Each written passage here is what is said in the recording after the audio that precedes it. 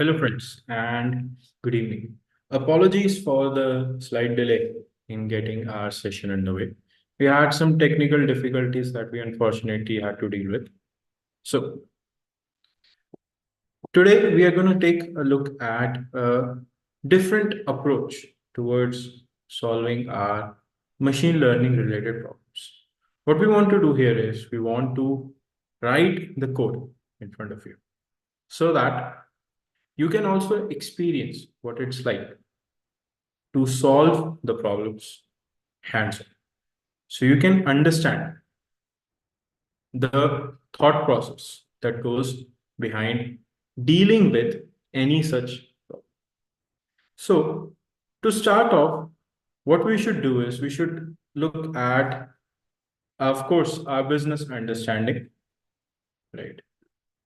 We should try to create our objectives, constraints, success criteria. These are all basic documentation steps that we need to create. Then we are looking at data understanding, which involves going through the data, understanding the source, understanding the understanding what each column is representing, creating a data dictionary, all of those things is what we do.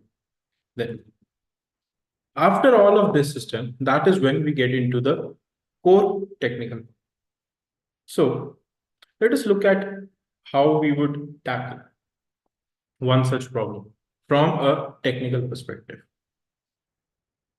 Now, I'll try to walk you through my own process of dealing with such a scenario. I'll start off by importing a few basic libraries that I consider to be important.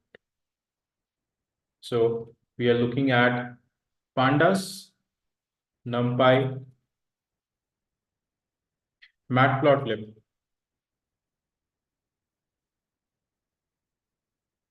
and we are looking at Seaborn. These are all basic libraries. We are using our pandas library to deal with data frames. We are using NumPy for numerical calculations. We're looking at matplotlib and Seaborn for visualization. These are the basic libraries that you might require. Of course, as you continue to progress along, you might be looking at a greater scope of libraries that will be used. So first, let us try to understand the data that we are dealing with. So I will load my data and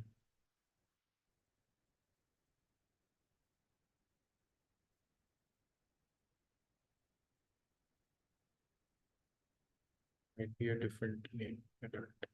Yeah.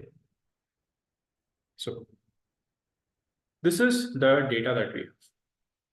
Now,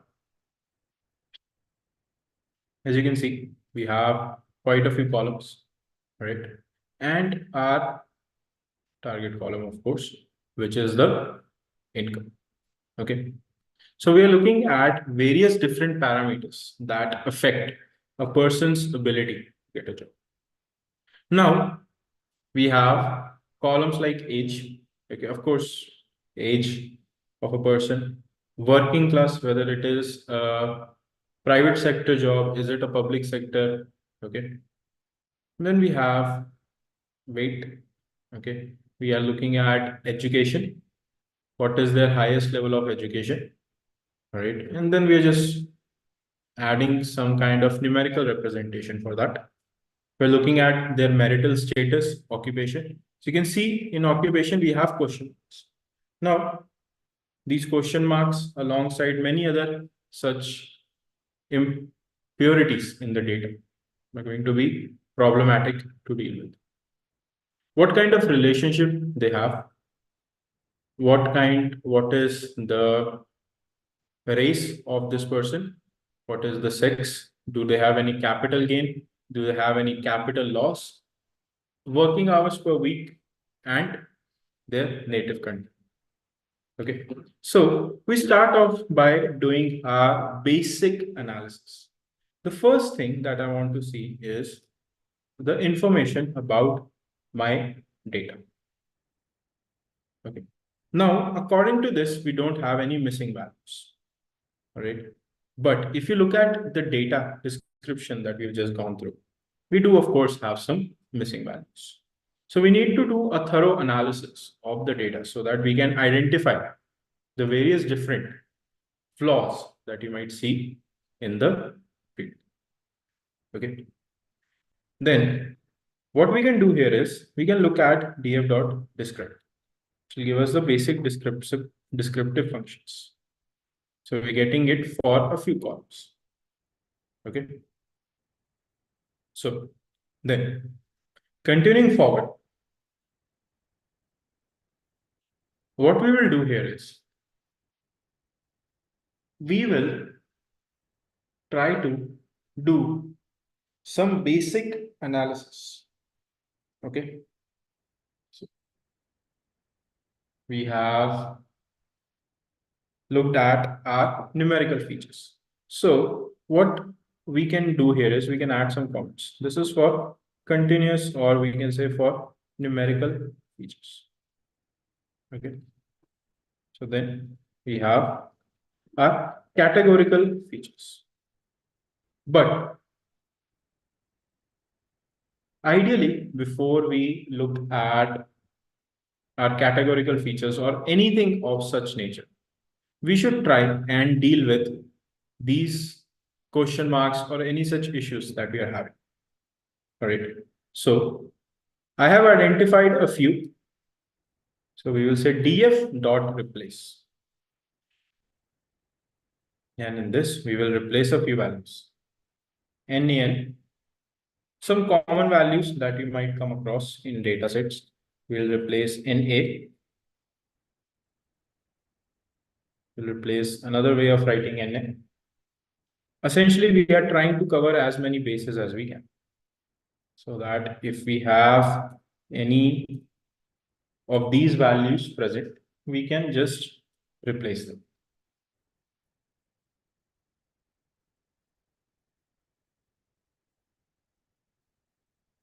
So we also saw some questions. So I'm going with these values as my missing values, and I'm going to replace them with other. Okay. And we will say in place equals to true, because we want this change to actually happen in the data. Okay. We'll execute this, and then we will take a look at our descriptive statistics again. Okay. Then what we will do here is we will do a descriptive statistics of our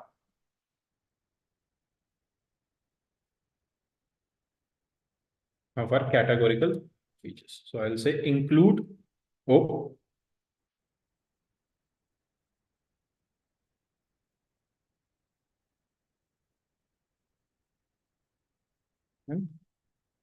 This is giving us the descriptive statistics for our categorical columns. So we have working class. So we can see that the most frequent value that we have in our working class is private.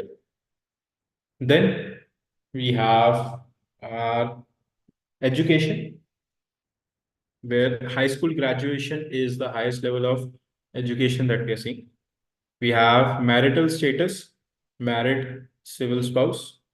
Then we have professional specialty as the most popular occupation. The relationship is husband, race is white, gender is male, country is United States, okay, and income is less than or equal to 50K.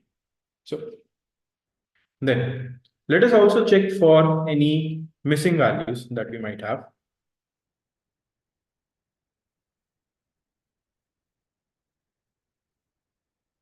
So no missing values, and we have taken care of all of these nasty values as well. Then finally, I will take a look at my income column. And I'll say that, okay, let's check the income values. You can see that less than or equal to 50K as majority of the data. Okay. So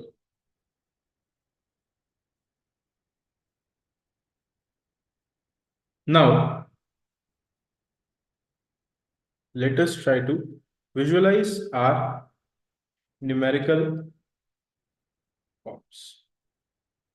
So we have already seen our list of numerical columns, right? We have all of these as our numerical values. So I'll say num features. Of course, there are many other ways in which we can do this, right? I'll take all of these values.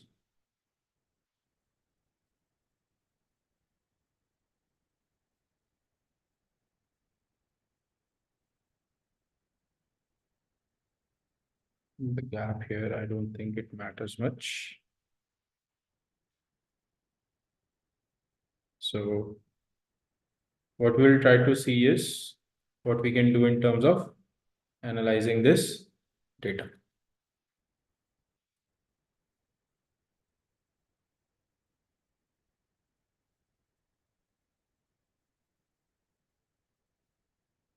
So these are our numerical features that we have present in the data set.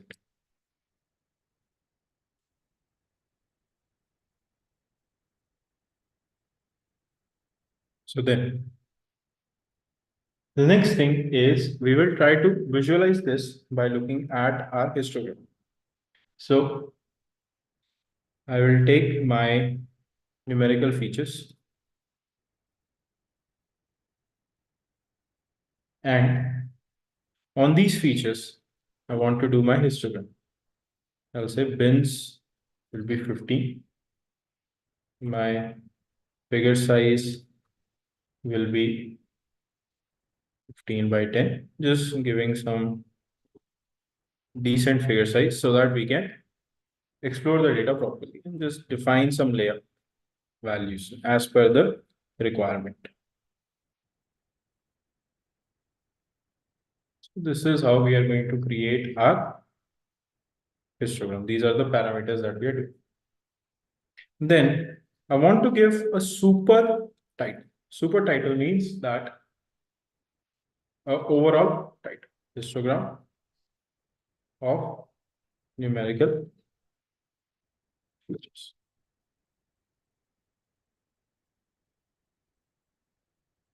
And then we will show this data. Okay.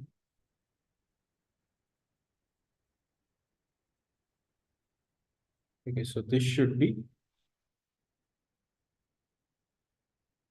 there you go. So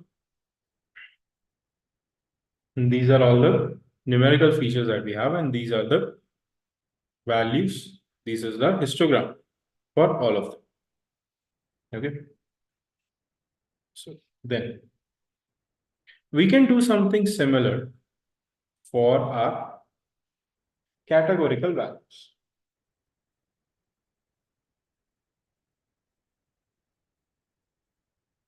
which is also just as important. So we will take a look at our categorical features and we will get the list of all the columns which belong to our categorical data. So we have things like whether they belong to the working class or not, what is their education level, what is their marital status, right? You're looking at all the basic things which can play a role in a person's future income, right? What kind of relationship they have with their spouse, or what is their overall relationship, what is their race, what is their sex, and what is the native country that they belong to. So these are all the categorical features that we have. So now we cannot just directly visualize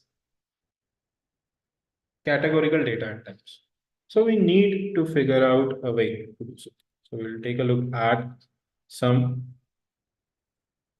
figures. We'll create a figure. Okay. And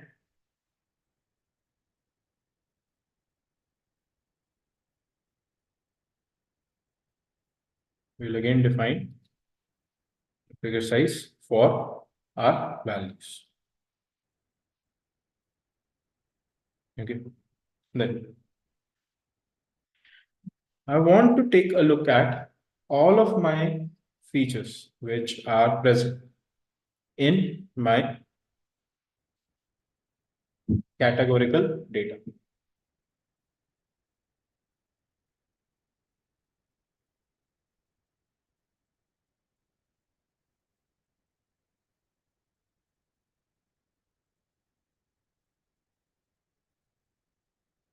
So we're going to use enumerate function to get with those values. So I will do a count plot here first. Okay. And I'll say data is my data frame and my X is the feature that I have. And my axis here is the IDX value of 3.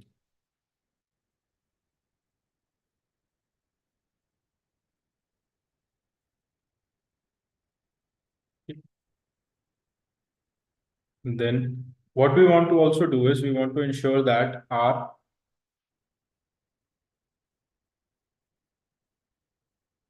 access are properly created so that all the data is at least all the subheadings that we have within the data, they are easily readable and easily visible. Okay.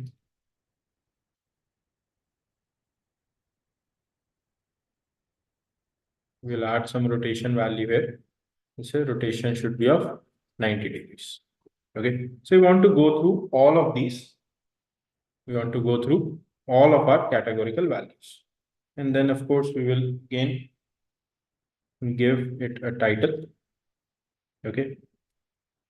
And this is count plot for categorical values.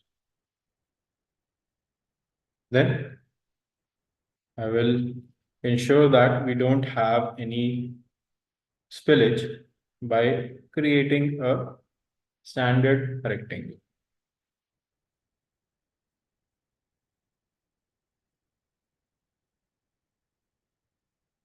And then we can see the data.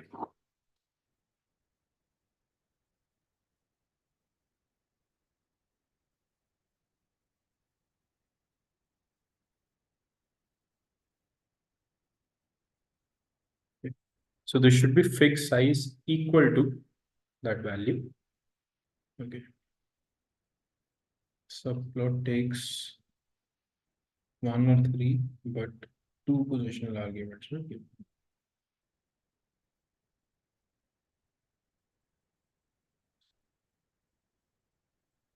Let's subplot. Let's try with subplots here.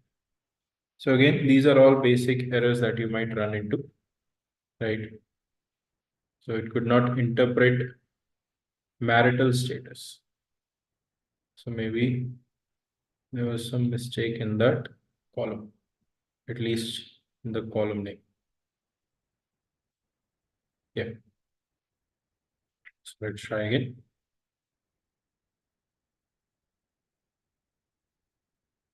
Again, we have another mistake here. So these mistakes that we make, these are all part and parcel of our learning phase, right? Without making these mistakes, we will not be able to learn. And you can see here that in a lot of places, right, we have to create a feature analysis like this. Okay. Now, look at our age column, look at our weight column, look at our education column. All of these, what do these represent? These represents our numerical values, right? It doesn't have to be continuous. The data shouldn't just be looking at a continuous value, but it does represent some kind of numerical feature. Okay. Now, this is our categorical values. And again, we have done a high degree of analysis to try and understand what are the different features that are available to us. Okay. So by doing this, we can get a greater understanding of our data. The final thing that we will be looking at is our box plot to understand our analysis. So we will take our numerical features and we will do our box plot.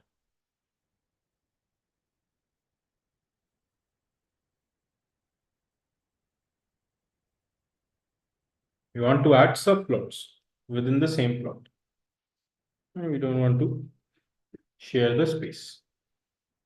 And again, you want your figure size to be something that makes each and every single box plot standard. Okay.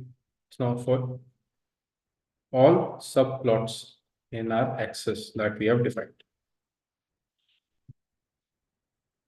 So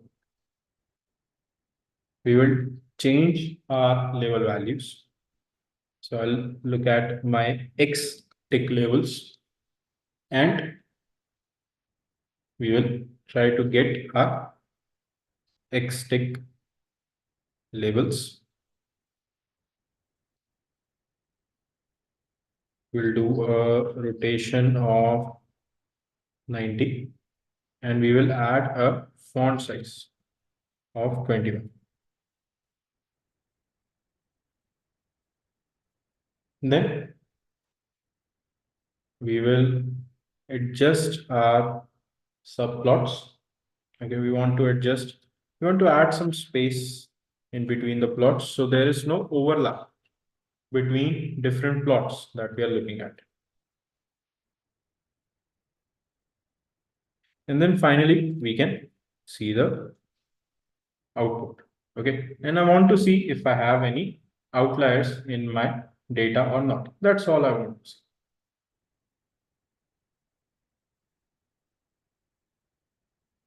And you can see that we do have a lot of outliers which are present in our data. So we need to make some decisions on these outliers.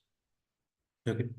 So next week, when we continue from this point, what we will be looking at is how we can deal with these outliers and what are the further analysis steps that we can perform.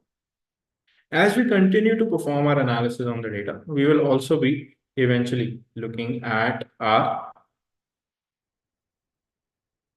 model building phase. We will be looking at our deployment tools. And finally, we will also see how we can make this accessible using some kind of URL. So thank you so much for joining everyone today.